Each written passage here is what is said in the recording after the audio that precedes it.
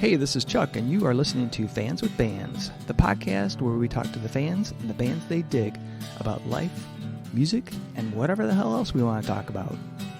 Today on Fans with Bands, we're talking to JC and the Disciples. Check it out. Hey, this is Chuck with Fans with Bands, and I am talking to JC from JC and the Disciples. JC, how you doing? I'm doing great, Chuck. Thanks so much for having me today. Hey, This thank is fun. you so much. You sent me the tune. I think it's the newest tune you have out called Deception. And Yeah, yeah, I was checking it out, and I was like, I love the, kind of. To me, I thought of like Tom Petty. I thought of the Black Crowes. I thought of Bob Seger, and I thought, wow, this is really cool. And I thought, I gotta talk to you, and get the story. So, thanks again for being on the show. it's truly my pleasure and my honor. Anytime anybody gets into what we're doing, I'm thrilled. I'm thrilled. And to make the comparisons between the artists you just named, I'm honored. Thank you. That's Yeah. very kind. Yeah. So, I always like to kind of go back and, get the origin story for the band. So how did JC and the Disciples come to be? The Disciples kind of came out of a recording project. So I'm a singer-songwriter and have been since a long time, a very long time. Um, and Well, in a nutshell, just like, all transparency, I had a crazy tragedy trauma in my family. Um, and Being the singer and songwriter guy that I am and always drifted towards that as my solace, started writing about that particular situation, not directly, that's a Yeah. whole conversation about writing, but started working on all these pieces, and uh,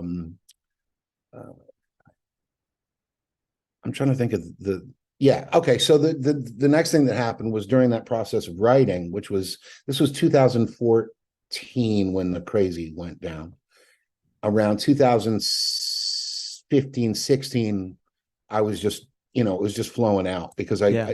and I'll tap on this for a second about writing is I'm not in control of when the melody or the song hits me. Okay.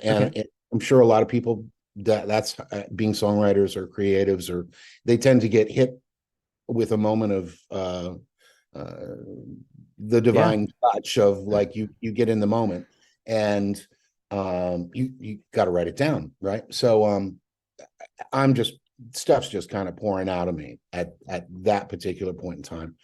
And I thought, because I record everything that I write, Uh, in some sense or another. right. I'm an audio engineer by another trade, so it's a complete natural process. Right.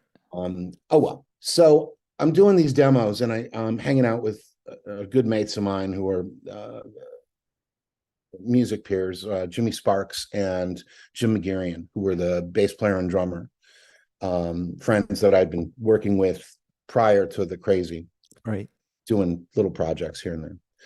Sorry, long story longer. No, it's good. It's My good. mother always said, don't ask Campbell the time of day because he'll tell you how to build a watch. So we through some really cool uh,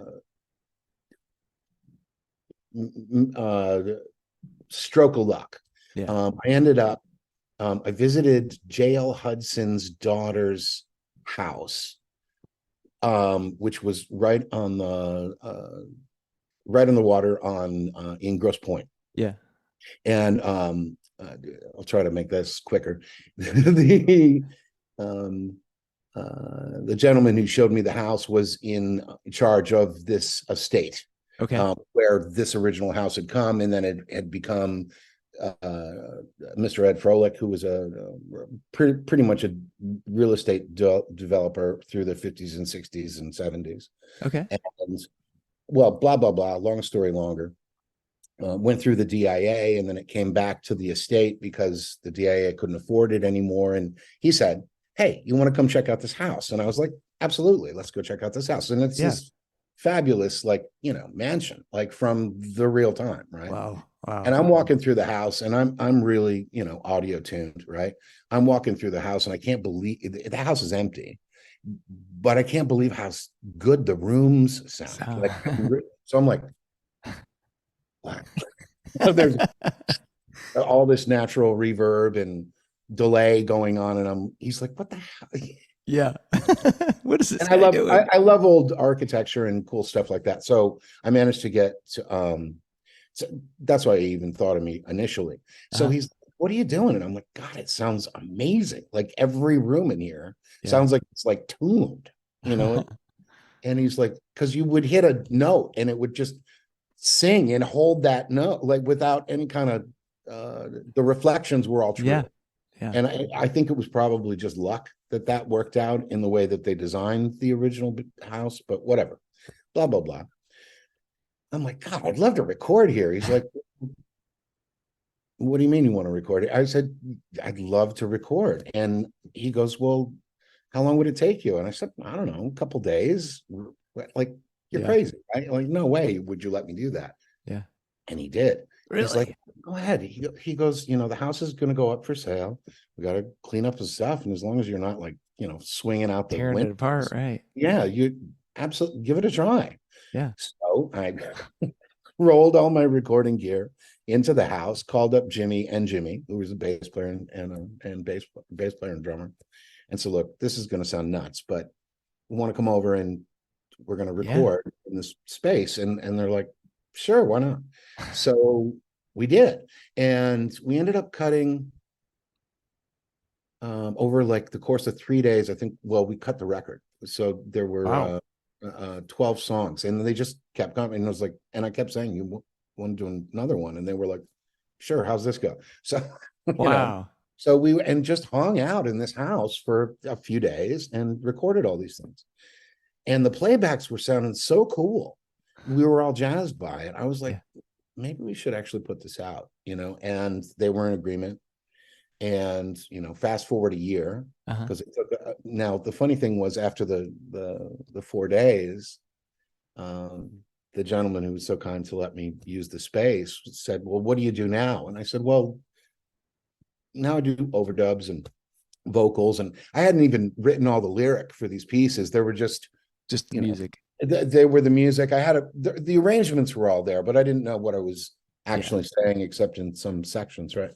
So he's like, well, where are you going to do that? And I said, well, I don't know, I'll figure it out. And he goes, well, there's nothing going on here. Why don't you just stay and work here? Yes, please. I think after 7 months, he was a little tired. So now what happened to this place? Like, So it actually, well, it finally went up Okay. for sale, and there was a buyer.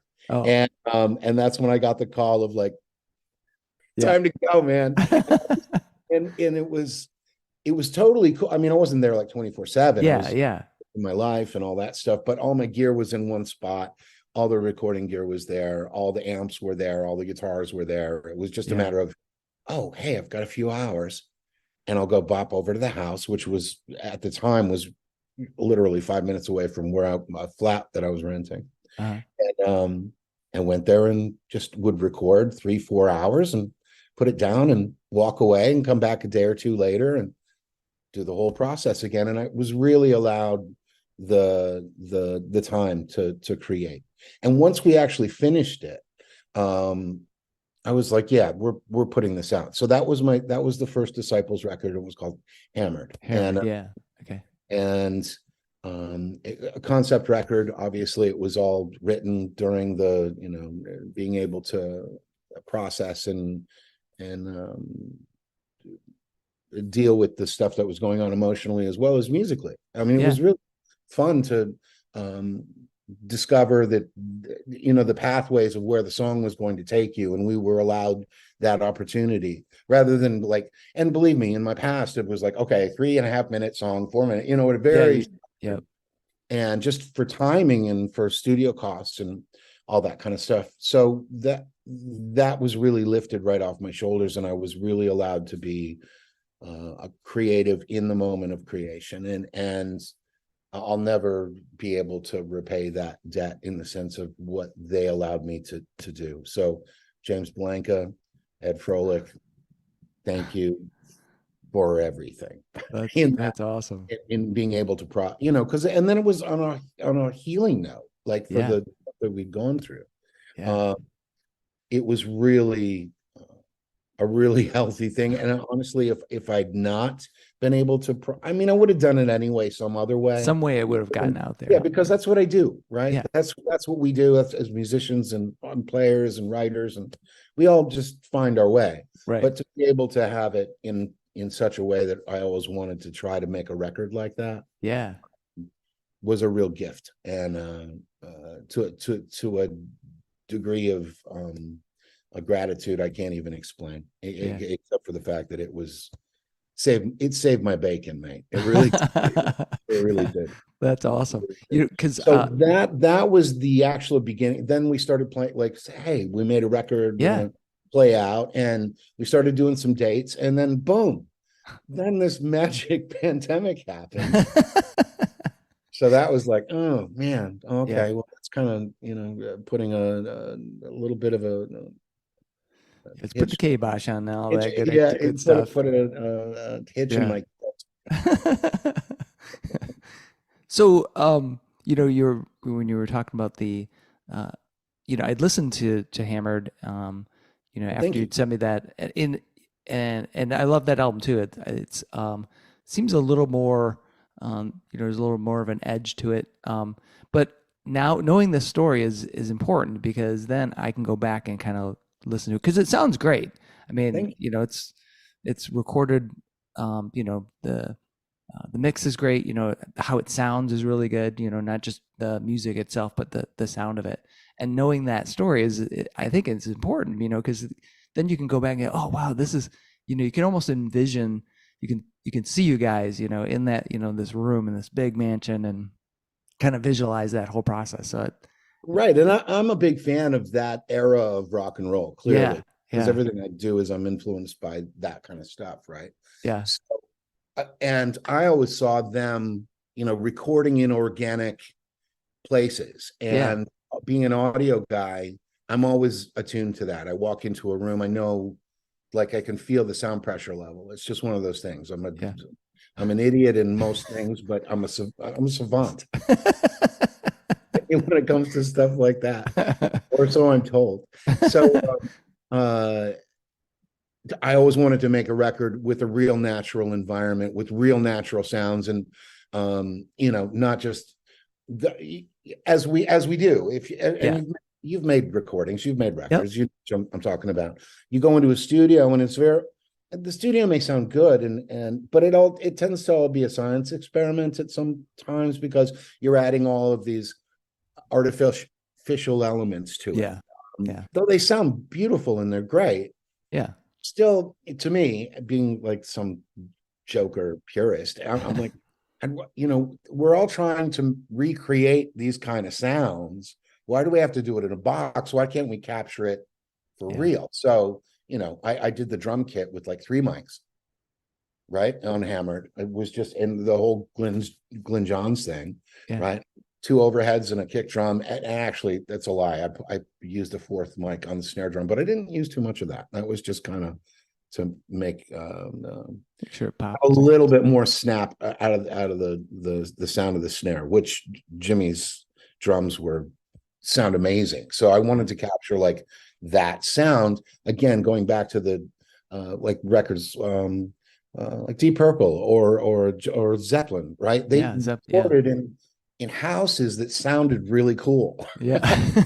and I was like, that always turned me on. Yeah. So don't get me wrong, I love the studio environment, but I like to be able to create my own organic tone. Yeah. And just because it sounds different, right? It sounds like that room, Right. and I'm really into that kind of making it sound like that. Now you can do that with a box now, and I understand that, but there's something just about the tonality of it being captured, not what's the word I'm looking for? To be captured organically, and Yeah. I've said before. So when I was doing guitar overdubs, like I did them all in this big long chamber basement, which was all concrete by 50 feet long, and I Right. ran microphones all the way down this hallway Oh, and wow. recorded every channel of that, and then during the mix process was able to pull up all that tone, and when we were mixing, Ryan Hyland and I mixed the record. We didn't need we barely needed anything outside of like just some overall compression on the record, and we Yeah. would just put up faders, and all of a sudden the guitar went from like sounding like this to Yeah. like this to like this. Oh, you know what I mean? But it was all Right. there. Same with drums, and the vocals were all pretty tight in a small little room in the basement. But blah blah blah. I will go down that rabbit hole. Microphones and Yeah. preamps, fun That's stuff. awesome. So, So yeah. yeah, so the new song Deception is on Yes. is that album out? The No. Yeah. Woolly Mammoth and Other Assorted Sweets. But I also want to know about this title, but like so let's go there first. So how did you come up with that title? Well, the title came. Actually, I was I okay, for another long story here. All right.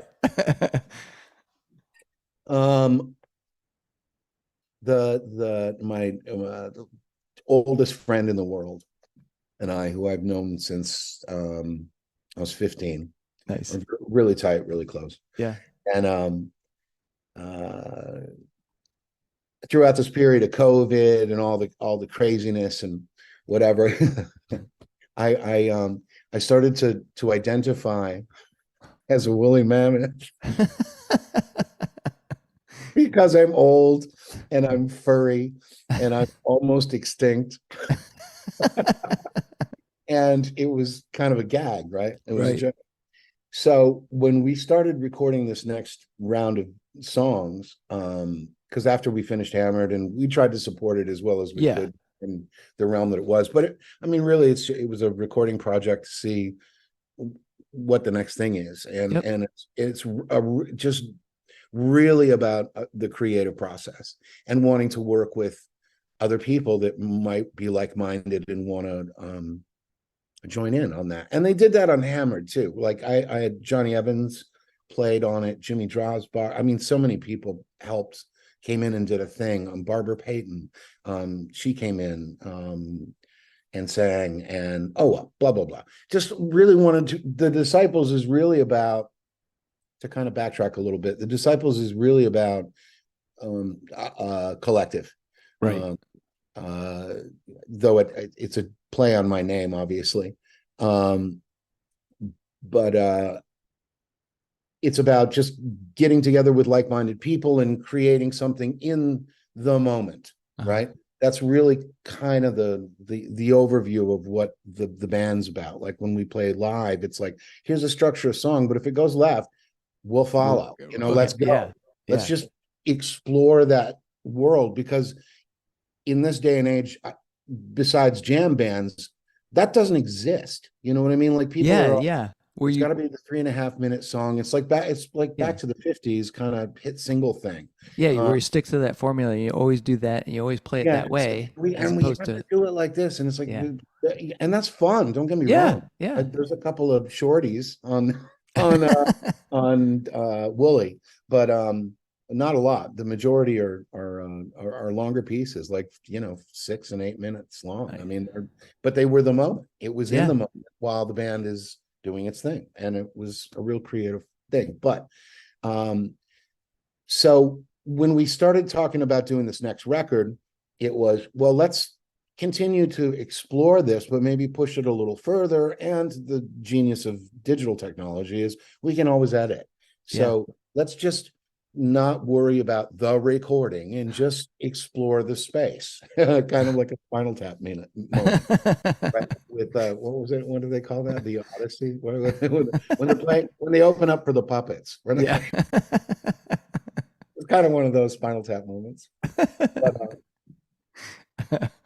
so they're like, all right. And it was one of those things where I had a lot of material that had sat on the shelves, and I was like, look, I'd really like to explore this because there's new material that I'd written, but then there was probably half a dozen other songs that never got their light of day, and I thought they were good pieces. So Uh-huh.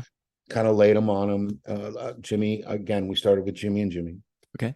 and uh, just went into we actually tracked this one at Willis Sound. We started our basic tracks at Willis Sound out in just I think south of Ann Arbor. Yeah. Beautiful church, beautiful sounding room, great place where I love the sound of drums and sounded like a room, right? Yeah. So same old thing.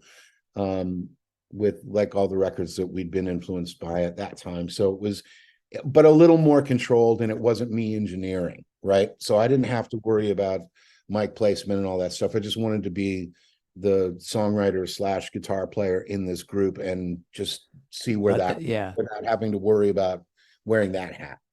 Though I like hats. I don't like wearing six of them at the same time. I'd Right. rather like one or two at Yeah, the moment. exactly. Yeah. So we go in and I think we tracked like about 16 songs Wow. over the course of 3 days. And that's just, full tilt boogie. It was Yeah. just, um, I wanted to like get drunk and high and hang out. Yeah. No, let's do it. Let's get it done. I mean, that's It feels great. Let's just keep going and see what happens. So, and actually out of the 16, I think 8 of them were keepers. The rest are not so much. yeah. Still good, but not anything that I'd want to make somebody have to listen to. So listen to this. Yeah. No, please don't make Right. me be nice and say, "Oh yeah, it's great," when it just isn't. And then I took the project back to Plymouth Rock, which is recordings, which is where I mixed Hammered with Ryan Okay. Highland, and we brought those in there as the material started to develop. The whole concept of what that record was, it started to come to fruition in my mind of what we were actually doing, because I don't know what we're doing until we get there, and it's the journey. And Yeah. you can say that about your music. You can say that mostly you can say it about your life, Right. and I think that's really where this kind of, I was free of all the drama that I'd experienced. Now it was time to, be an artist again and Yeah. not be hung up about, stuff that was in my mind. Just other stuff that was on my mind. Right. As So we do. did it feel more freeing then for you? It These started out songs? definitely started out that way. And then to be able to revisit some of the older material with a wiser brain or a wiser mind, Yeah. but still keeping actually the wisdom to say, be free. Yeah. Because when we're younger, we tend to have to keep it all in a box, right? Right. And as we get older, we start to realize that's not where it's at. Where it's at is discovering the freedoms. Yeah. And being able to, that's where the magic lies. Again, my going back to my good pal who has given me so much in the sense of she's a fine artist herself, and has changed my perspective many times throughout the course of my life. And it's always been better for it and more mind expanding in the sense of taking something from a different perspective. Yeah, that's huge. Always looking at something from a different perspective and being tolerant and open-minded enough to accept things that are uncomfortable for you or different. It's such a life lesson in that sense that I definitely came from something more in a box, and now the way my head works is I'm cool with just about everything, barring it, causing damage to somebody else. Right. But, if it's cool and it feels right and it's good, then it's cool. If you don't understand it, that's okay. It's right. No better, worse, no anything. It's just another part of the journey. Yeah. Not everyone is ever gonna like totally be in sync with you, you know, and that's okay. You know, it's totally fine, and it's part, you know, their perception, their experience with whatever you're creating could be totally different from what you intended, you know. But that's part of it, right? Well, Is this, that's the fabulous part. That's the yeah, part I love the most is, speaking of a different perspective, is when some, like going back to what you said, you wanted to know a little more insight on Hammered. Was I'm so glad you didn't know the backstory prior to hearing the record, because the record on its own is will take you on whatever journey that journey is. yeah, And if I explain it to you prior to you hearing that, then it's going to color everything that yeah. you're you're going to think or have your own experience with, right? It's like video killed the radio star, right? So you know, through the 80s, and people making these films about their music, and when you hear that song, the first thing Yeah, most people think of is, the visual. oh, hey, I remember he's playing that, like, that Yeah, broadcaster, that Telecaster, and that. yeah. That's always a tough thing for me because sometimes there's music where it's so I don't know. It's vague. Like where the writer was coming from is it's so open that I can't really figure out. uh, I'm curious about where they were coming from, right? And then there's other times where you don't. It's better if you don't know because you're just like take it as you like it, and you make the experience your own. But every once in a while, I come into some music where I'm like, oh, I really wish that I knew what they were, you know, what were they feeling or what were they thinking about? What was the inspiration, you know, for this? Absolutely. I love that part of it too. The thing that I love the most, though, is letting the listener have their own experience with it before you cloud it with yours, because now Yeah, your initial impression is already cemented in your mind. yeah, Now that you hear somebody else's version of it, it's just kind of interesting and fun, but yeah, it's never going to take away that first moment that you had, right? yeah, yeah. And that's why I'm always like, um, I didn't used to be. I wanted to tell everyone, oh, this is what my song's about. Whoa. Yeah, It's yeah. like, God, man, I don't care. I I don't think care that, what my song's about. I want you to have the experience. And that's it's like looking at a painting, you know. yeah. It's the same thing. I really understand that now. It took me, what, 50 something years to figure it out, but I'm there now, Well, you did man. that. Yeah, you did it. So, what was your inspiration to? I mean, I know you're into, uh, you were or still are an audio engineer. Yeah. But how did you get into music and playing guitar in particular? Playing guitar and music. I, from the age of 3 or 4, was really into records and the sound of records. Uh, Nice. my my dad, who was an artist. Both my parents were artists in their own way, but my dad actually was a more commercial artist. Okay. But originally, he's a painter. As a matter of fact, if you look right over this shoulder, Oh yeah. Yeah. that's his. And you can't see it real close, but Right. that's his first painting when he was 16, and Oh wow. it's a an oil painting of Elandon Castle. Now, both my parents are from Scotland. Scotland. Yeah, Ah, and I've been immigrated. there. Have you? Where'd you Yeah. go? Well, I went to Ilion Don. Oh, And you went there. yeah. Hang on a second, Dad. Oh yeah, I've been there. Went to Edinburgh and did part of the West Highland Way and So oh yeah, does that look familiar to it you? does. It totally does. Yeah, it was awesome. There was a guy like on that bridge, a kid actually, with bagpipes playing, and Did he ask you for, did he let you cross the bridge? Did yeah, you he have to did. hack off his arms and legs? Yeah, it's merely a flesh wound. We went to that other because there's another cast. I think it's Doan, um, Okay. where Monty Python was filmed. Right. And I think Highlander or not Highlander, maybe Highlander was there too, but also Outlander, the series Outlander was shot there too.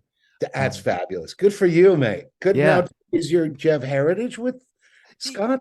I so tangentially, like my family is like uh, I'm Czech I'm German, and I'm also about a quarter English, Irish, Scot.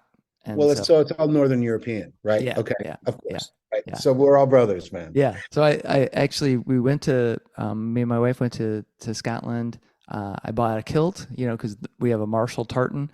So I got the tartan. I got it right there. They shipped it back to me. Uh, I got married in that kilt. But yeah, Fabulous. it was fantastic. We had a great time. We've been twice, and each time was great.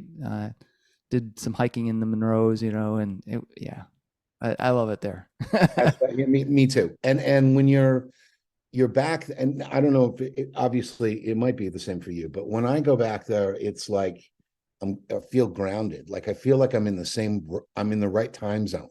Yeah. It's one of those things that just is. I don't know if that's a thing for you, but uh, Yeah, it was total feeling of every comfort and just I don't know, something about that landscape. I can't tell you what. it's a little Yeah, witchy, isn't it? yeah. It's It is a just little. being It in is. the being in the Highlands, especially around Ben Nevis, and then going up into like Inverness. And last time we kind of ignored the East Coast, but last time we went to the Orkneys.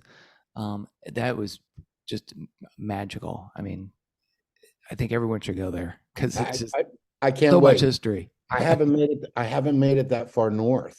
Yeah. On my last journey there, I made it up to as far north as Oban.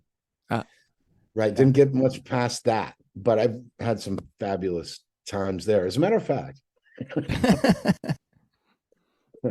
some of the if you actually had the hardcover of Hammered, the back and the interior of that album is all Scotland, Oh, okay, cool.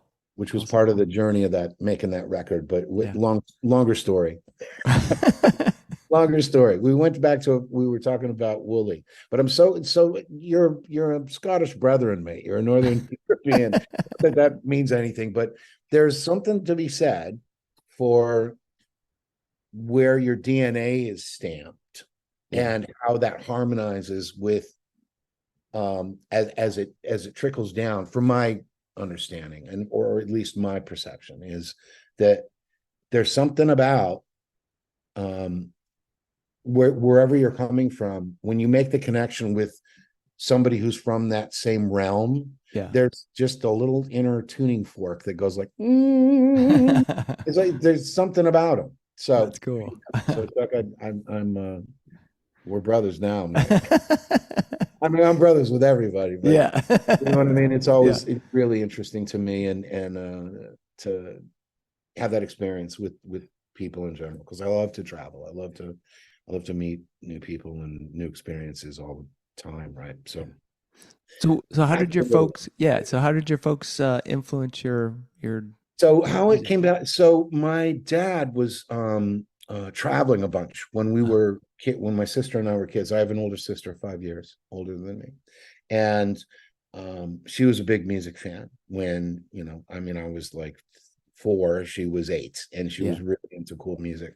So all the cool music that was being produced in the, late 60s, early 70s was a pretty sweet era for Right. songwriters slash bands and creative music that was, coming Yeah. out of the radio, right? So my old man he was working in London at the time, and he'd be over there for 3 months and then come back and Uh, have suitcases full of stuff. And what he always brought my sister were albums. oh So he'd man. go to the record stores, get the latest top of the pops of what was going on in England, Yeah. and that was Cat Stevens and Traffic Yeah. and Cream and I mean everything Awesome. that we all listened to as we came up, right? Yeah. Listening to that stuff. These were like first presses, right? And my sister was like listening to those all the time, and That's I was awesome. totally down with listening to those things. I at 6, I remember like literally lifting records out of their sleeves, knowing the right way to hold them, and Right. get them on the stereo, and I'd go into a trance, and And so ever since my very formative experience with hearing music was through that pathway. And then there was great radio. Now I grew up in North Ontario, Canada. Oh, okay. So because my parents immigrated to Canada, and then my parents had me and my sister and I, and then my parents kind of did. They were creative people and had their own plans of how, they wrote their own book Right. on how relationships go and all that kind of stuff. So I ended up spending my first 12 years in Northern Ontario, which is in the boonies, in the woods, in areas that were all named after towns in Scotland. True. They call it the Haliburton Highlands, is what they called it. Oh, crazy. And it actually parallels with Scotland, if true the line. Oh, like geographically. Geographically, yeah. So Cool. it was very familiar to my mom, who wanted, to, I don't know, to get a break from my crazy old man, I guess. Yeah. Or, to be on her own, but whatever, however that works. But so me and the sister and my mom, we're constantly listening to, cool records. And there was a great radio station that we would be able to dial in from Toronto. And I think it was called CFTR, if I recall. But it was only AM radio that we could get. And the top of the pops of CFTR radio in Toronto was fabulous songwriting, and there's still cool pop songs, and but you're listening to Burt Bacharach or the that was like top 40, or you were listening to the Carpenters or the Rolling Stones and the Beatles, of course, right? But all these other ones that I never knew, but like all this sense of melody and stuff, and it just really spoke to me. So big music fan from a very small age. Like my kids now are the same way. They're sponges for listening to different things, and they have an open mind about listening to all kinds of different music. They listen to stuff that I don't listen to, right? But I'm not going to rob them of whatever it does for them. It doesn't work for me, right? I call it like what do I call it? I'm such a dick. I call it like polka for the. I call it polka for the hearing impaired. When they're like listening to yeah. So I always make jokes about that. I mean, hey man, to each his own, but that's right. doesn't really give me some melody, please, please. So guitar playing, I begged my parents for a guitar from like the age of 8 till 11. Can I get a guitar? No, you're not. You're gonna play with it, and then you toss it to the corner, and we're not making that kind of investment. Right. I was like, and then they finally made a deal with me when I was like 11. They said, if you take up a brass instrument, because my dad was a trumpet player in the Boys Brigade in Scotland. He said, if you play trumpet for a year and could get through like a whole piece and play with the school band, we'll get you a guitar. Oh, nice. And I said, okay, Louis Armstrong, here I come. Right? Because I want to play. I was like, okay, I'll play trumpet. Let's play trumpet. So I played trumpet, and then I sucked and I was terrible. And the only reason I got it was so I could get a guitar. Right. And there was but this is actually the beginning of my recording career, because I didn't practice. You got to go practice your instrument. So I would go up in my room like on Monday. I'd have class, whatever, in my band class, and I come home and I'd record myself in doing the shit that would drive my parents crazy, and I knew it would drive them crazy, right? And then I put it on a loop. Oh, really? And took off, and just to drive them nuts. And I think that's why I was doing it, but I didn't want to practice. But at the same token is, this was the same way. I think it was an afterthought that I realized, like, if I keep playing this bad stuff, they're gonna like hate it, and they'll hand me a guitar in like 5 minutes. Yeah, It's like, done. No, we can't do it anymore. Yeah, yeah. And then, like, funnily enough, like a few years after that, I saw a Highland appliance commercial where the kid did exactly what I did. And I always wanted royalty for that. I thought Yeah, somebody would I was watch it. doing If that. somebody told the story. Well, like I did. I got picked off eventually. Getting into the room, and they were like, "You're not playing. This is the recording." I was like, well, "No, just listen to myself. I gotta Yeah, listen to yeah. myself. Got to make it better, right?" Oh man, that's crazy. True. So a year went by. We did our like band concert. I think it was like seventh or eighth grade, and I got my first guitar. My Nice. dad like succumbed, and he was working in New York at the time and brought me home a Fender Lead One, which I still have it. Oh, you do really? Oh yeah, that's like my grail. Oh man. It was because that thing I played for the next 10 years. It was my thing. It was Oh my wow. Wow. so and then during that period I started discovering, oh wow, these are instruments, they like sing and resonate, and they all have their own little stories inside, and they relate to some people, they don't to others. Yep. It's kind of interesting. And you're a guitar player, you know what I'm talking about. You'll pick up an instrument and you'll like all of a sudden you'll just go like, like, Oh yeah. oh, and you're like, holy shit. It's like, and then all of a sudden there's like songs locked in these things, Yeah. and they tell you where to go, right? Yeah. And then all of a sudden that realization happened, so I started collecting guitars. And then by that time I knew in my first couple of bands, and I'd take whatever money that we would make on the gig and throw it in a kitty and, Right.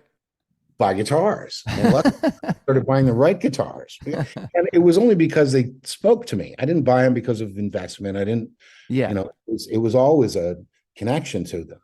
And I always wanted to see what song it was going to teach me, Yeah. because that's how this whole songwriting thing came That's apart, awesome. but or came to be. But yeah, so once that happened and they put that first guitar in my hand, it was a Fender Lead One was the very first one, and it was a limited run. They thought they were going to make a cooler Strat and whatever. There's a bunch of them, but Yeah.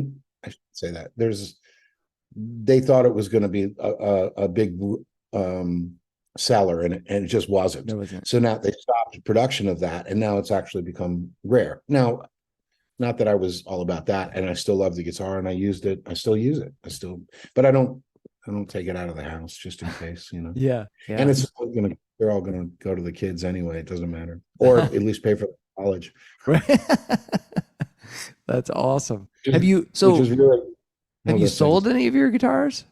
Like through time? There was a time I was in what do we call Americana now, I think, but I called it folk rock. So like Yeah. I was in a band called Ashcan Van Gogh in the 80s and early 90s. And that band actually gleaned some success, in the sense of working musicians. Like Right. we were supporting ourselves to some degree, to definitely a workable degree. We actually made more money selling merchandise, and we learned that from Billy Brandt. Do you know who Billy Yep. is? He's Yep. a local dude, and Billy was in Ashcan, and Mary McGuire. And during that period of time, it really started. We figured out how to, at least we thought we had it figured out, of how to. It was a business, and it was a job. Yeah. Yeah. Well, I mean, it still is. I mean, that is the key really for bands. I mean, because Yeah. you can't make any money, No, on anything else. especially now, and that's a whole kind of really a sad point I think in our world. It's wonderful because now you can create your own, and you have your own platform, and you can be your own record Yeah. company. You can do all that, but it's really hard to eat Yeah.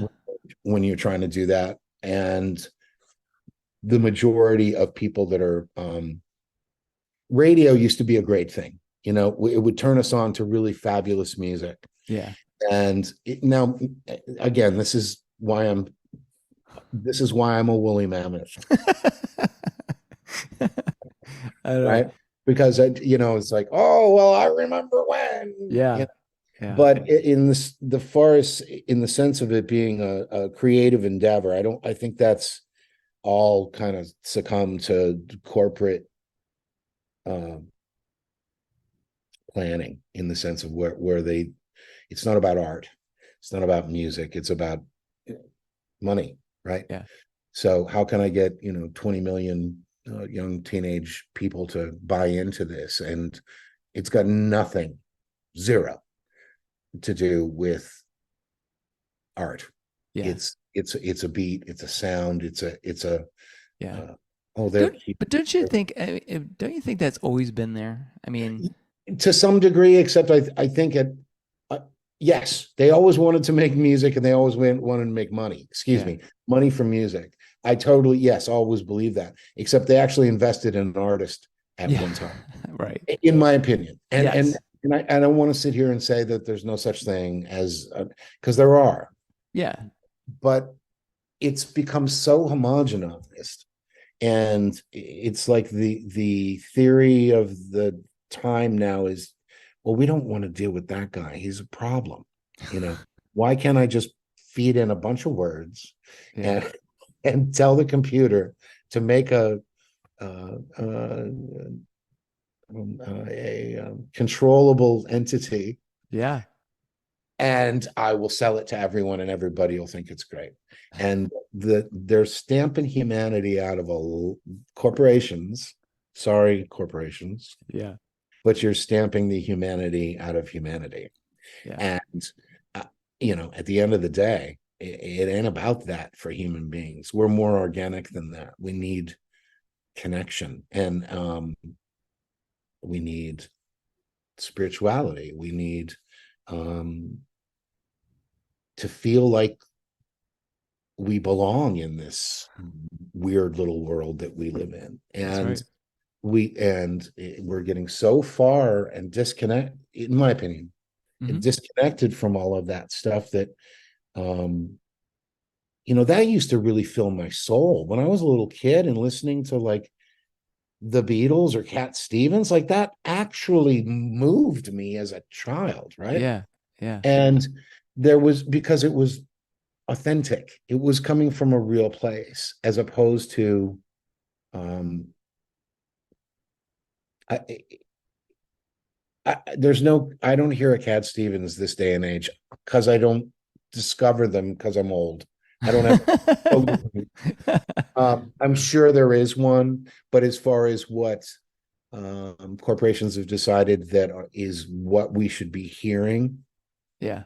and that sounds so pathetic to say that, oh, it's a corporation.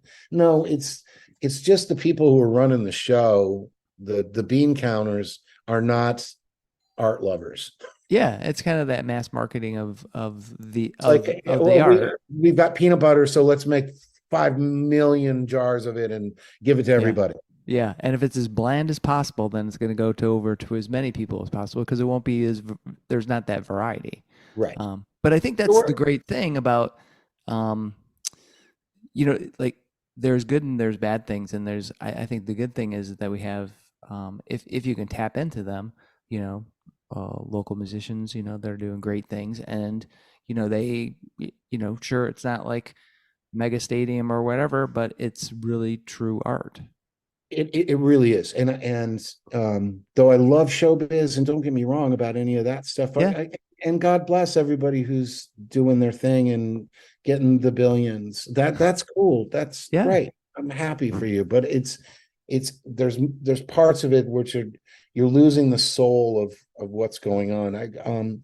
Somebody an ex DJ had posted a thing the other day saying that AI was now going to take over the whole world of DJs, and not in the sense of like an idea, like they're yeah, actually doing it. doing it. Yeah. And it's like, wait a minute. It's like painting with like uh invisible colors. Yeah. It's like, what are we doing here? It's Right. about people. This isn't about like, how do I knock the DJ who wants to play his own thing on Yeah. his show? That Yeah. sorry. That's that's not right. Yeah. There's something not right about But I do think it'll bleed out. Like so, and what I mean by that is that there will always be paths for, um, the folks that aren't going to fit into that lane, right? They're gonna kind of bleed off the edge, and there'll be people like us that are gonna go, oh, there it is, right? You know, so you get this mega highway of all this other, well, you know, in the future AI generated crap that you may or may not enjoy, and then there's going to be the authentic stuff, and it's still good. I just feel like it's such an innate part of our beings. There's it going to is. be Unfortunately, though, the general public is very lazy. Me probably being right at the front of that line. Right, right. And unless I get turned on to it by Yep. someone that I'm working through, Yeah. discovery of that is harder. Yeah. Now, when you're an artist or a musician or whatever you are, trying to get some kind of notice, the avenues become very narrow in the sense of how you are going to expose yourself, for lack of better terms, to a wider audience. When the freeway Right. of of whatever that is completely overwhelming you because you're busy doing this and the three jobs that you're trying to do just to like Yeah. Yeah. do what you need to do. I it's a interesting time. I really hope, and it's going to be up to us to fix it or to at least continue like you are, like you're doing now, even though it's you and me. Yeah. We're having a conversation. Maybe Right. somebody will hear that conversation one day and go, I relate to that. This is yes. Okay. Yeah. I'm aware of it. I'm aware of it. And maybe I should start looking for something local or something more authentic as opposed to what I'm being delivered by Spotify. And it's Yeah. just easy for me to just go playlist, let somebody else control it. And Yeah. that's where the trouble starts coming, you Right. know.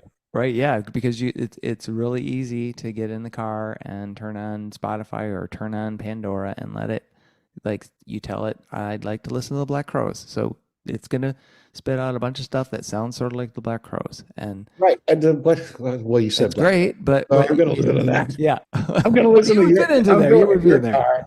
car. But yeah, well, you know what, something, you know, you can definitely fall into that path, and then you never get to discover anything really. And I know, you know, you may be the same as me. I know that I feel like I'm a little bit different from most of my friends in that they're they're very much, you know, what we listened to in high school. That's cool, and that's as far as they went. And I love them, and I love that music still. Sure. But you know, I'm always like, what else do we have out there? Something that sounded like, you know, I love Judas Priest. So there's this other band coming out now, and they're doing. It's not Judas Priest, but it's something different, you know. And I can totally get with that. There's a band I discovered for myself. And actually it was through because I was doing a video project, and then all of a sudden I was looking for something that was shot a certain way, and all of a sudden I discovered this band from LA called Starcrawler. Starcrawler, all right. Are you hip to No, Starcrawler? I got it. Well, I'm gonna go check it out.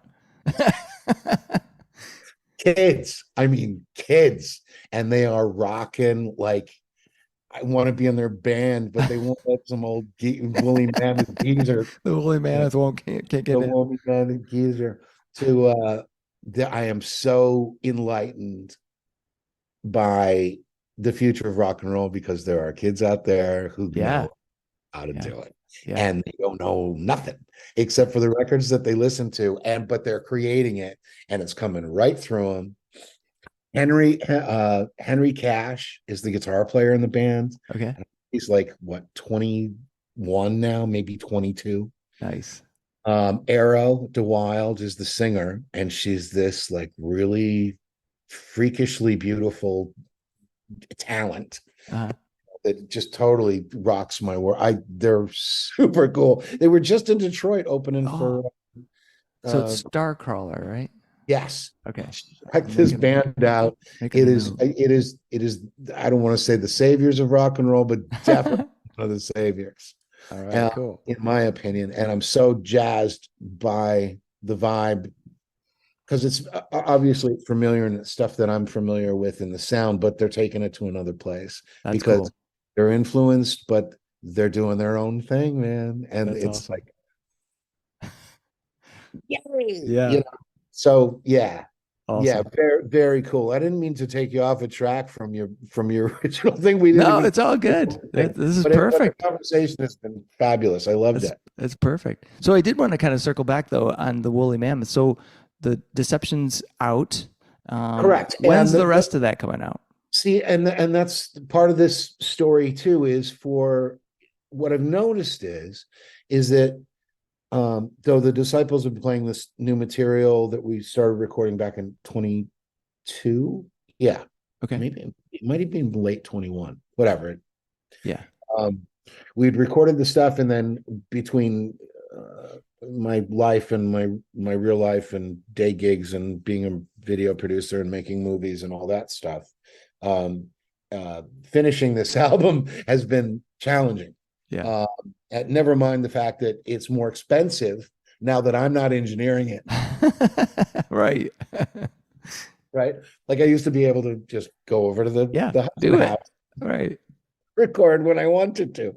Got to be a little more frugal when it comes to that particular process. But I'm Scottish, so that's comes completely natural to me. So it's been a while, and it's been difficult to finish the process. And I wanted to, obviously finish the whole record and then release it. And then all of a sudden I'm like, that's just like not the way to get interest going. Just I have no expectation of anything, but I mean, it'd be great to score a soundtrack deal, but that's going to be, and it's Woolly is perfect for that kind of realm. We all say that. So, this would be really cool in a movie.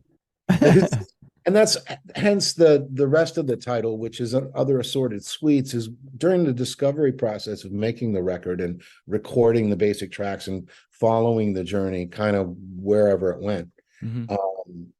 They really took through the course of recording some of these songs when we recorded them, they were like 12 minutes long, and I knew that I was going to trim them down. But they were different portions. They were different journeys in with the song. And so like for 35 or 38, 40 bars, the song went completely somewhere else. And then we veered it back to where it was. And it was like, oh, that's like a suite. Those are suites. That's what they call that in, real music terms. Right. And I was like, oh, of course. So that's that's how I came in there. Nice. So now I identify with the woolly mammoth. I'm hairy like a woolly mammoth. I'm almost extinct like a woolly mammoth. And the other assorted sweets are all that journey, except we spell it SWEETS rather than SUI, right? Nice. So just based on the journey, they're going, and it's all about the journey. Awesome. Right? Awesome. Well, so that's the whole story on that. So that I've got 3 or 2 mixed in the can, and one we released a few weeks back. Yep. The second one's ready to go, but I wanted to just see if there was even any kind of interest in where it was going, because this record isn't a concept record like the other one was. This is just it's a collection of songs, and funnily enough, it actually is it's got a theme to it, in the sense I didn't realize that until after, and everything's recorded. I just have to mix the stuff now. So the next one hopefully will release maybe in the next couple of weeks. I'm headed back into the studio actually on Monday to start another 2 songs to mix those. We've narrowed it down to 14. Nice. Because we did another 4 songs at Plymouth right from scratch. And I'm just gonna dole them out. I'm just gonna dole them out. When it's finished, there will be I will make a very limited run of USB high resolution files of a USB, but it's in a candy wrapper. All right. Awesome. That's That'll be coming. And then not only that, but then we can include all the other data that's part of that record. There's a lot of pictures. There's a lot of, and arty stuff, not just yeah. like Joe Schmo's camera phone. Yeah. But you can do wonderful things on those as well. But Oh yeah. Yeah, you can. there's we I thought this time to actually record, like throw up video cameras and record certain things. So Oh, there nice. will So you get be, kind of the backstory of how it yeah, was yeah, a made. little bit. And I'm actually going to cut that in, being a filmmaker too. I'm going to take all that and, not necessarily make a video, but at least Yeah, have a but it'll little be yeah. and then lyric and the artwork, which is all very important to me. And I feel like that just doesn't exist anymore. Like, look at all the art, I wonderful know. art you have right behind you, right? I love artwork. Right. And to come, that's all part of that experience and Yeah. journey. Being so, like, you're looking at a cell phone with a, thumbnail this size. It's like, Yeah. where's The that art? And where are those artists? What right. are those, what are they doing? And it's, Yeah, they're out there. I mean, oh, of they're course they are. definitely out there. And What's I yeah. the woman who designed the cover that I went looking for, it was a Google search. I want to look up woolly mammoths, Yeah. woolly mammoth art interpretations, and I started going through it, and on like page like 12, I found the cover for our record, and it's this collage artist that works out of Poland. I've reached out to her 9 different ways. She's ignored me. So I'm like, fuck it, I'm using it. It's not like you can tell me I didn't have rights. I'll give you all the licensing, whatever you want. Yeah. Tell Yeah. me don't use it, don't use it. Fine. But just communicate with me. Right. I even did it in Polish. I went on Google Translate and did it in Polish. Anything. Come on. Anything, just let me know, because it totally speaks to that album cover, totally speaks to everything that we were trying to do on this record. And Yeah. to actually come across it, I'm like, there's no way she can get this pissed at me, or give me a cease and desist, whatever. That's right. Right. Exactly. It doesn't matter. There's no hard copy of it anyway. Just delete. And I'm done. I'll draw my own. There you go.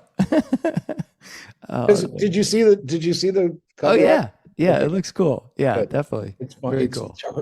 fabulous art and says everything to me. Yeah. Like that whole experience when I came across that, and the DNA strand and Yeah. and the big woolly, and the guys like messing with it. I mean, I was like, this is it. Thank God for the internet. I would have never found her, right? I still haven't found her, but Right. the art. Yeah, maybe she'll listen to this and go, "Oh yeah, that's him." Could be. And well, I sent her hammered, and I sent a really nice letter, and Yeah.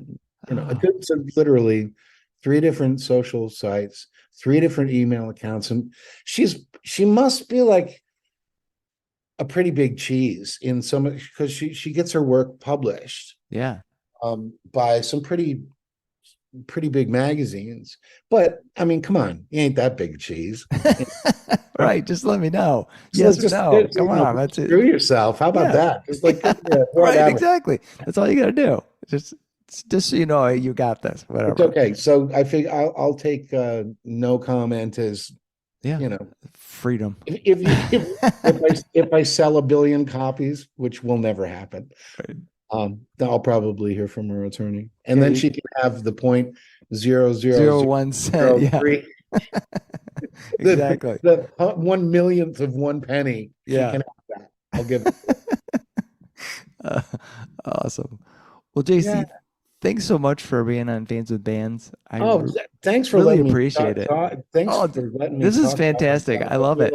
I feel like the biggest narcissist in the world right Oh now. no, I love it because these stories are great. It's fantastic. And it's Um, absolute pleasure to make a connection with you, Chuck. And I hope to get with you in Yeah, person. in person. Yeah, that would be good. Yeah, for So, sure. so I've just got one last question for you, and Please. you probably already know what it is, and that is pineapple or no pineapple on pizza. I'm gonna have to go with a hard no on that. So the Canadians, who I discovered liked that shit. I was like, what is wrong with you? What is wrong with you? Right. I was that there's something really wrong about that. Now, that being said, keeping an open mind, Right. some people are really into like the savory and sweet Yep. That's being what in it. the same bite. Yeah. And I'm a just old school woolly mammoth meat and potatoes guy, and I Yeah. like my Me too. I like to keep them separate. I like the sweets with the sweets, now. savory, There's savory. sometimes with like certain Asian cuisines and stuff that all of a sudden I'm starting to develop a finer taste Ah, for the mixtures. yeah. At the end of the day, and I'm told that as we get older, our tastes tend to really get narrow. Yeah. Yeah. And instead of like eating a steak, like, I mean, I'm a meat eater, clearly. Um, uh, they like it more well done, as like because it makes it more Oh, charred. really? Like they're Oh. and just word. I Not haven't me. gotten there yet. I Yeah, haven't. no, me neither. Why would you bother? Yeah. Just get a shoe. Right. Exactly. Just chew on a Yeah. shoe. Yeah. So now you've ruined this piece of meat here. It was totally fine when it was almost bloody. Or it was Yes. totally bloody. It's Yes. just fine. Heat it up a Yes. little bit. It's good. It's all good. So well, you and me will go for a steak one of these days. There you go. There you go. Awesome. Well, JC, thanks again for being on Fans of Bands. Absolute pleasure, my honor, and even better to be able to connect with you. I feel got a little more of a connection going on. Cool. Awesome. Thanks, man. Thank you. Many thanks to JC for joining me on this episode of Fans of Bands. It was a pleasure to get to know JC and talk more about the music he is making with JC and the Disciples. We also talked about our shared Scottish heritage. How cool is that? Keep up to date with JC and the Disciples by following their website and social media. See the show notes for all the details and links. These are tough times for everyone in the creative industries such as music. Your support of live streaming, purchasing music, and merchandise is critical. If you can help out your local artists, please do. If you are in the Michigan area, consider following the Playing in the Detroit Area Tonight Facebook page. It is a place for fans and bands to support each other and share our combined love of music. Thank you all so much for listening. Be sure to hit subscribe on your favorite podcast service to get each and every episode of Fans with Bands. Spread the word by rating the show and leaving a comment. We want to hear what you think. You can keep in touch by following us on social media. This is a Life in Michigan production. Until next time, be well and kick out the jams.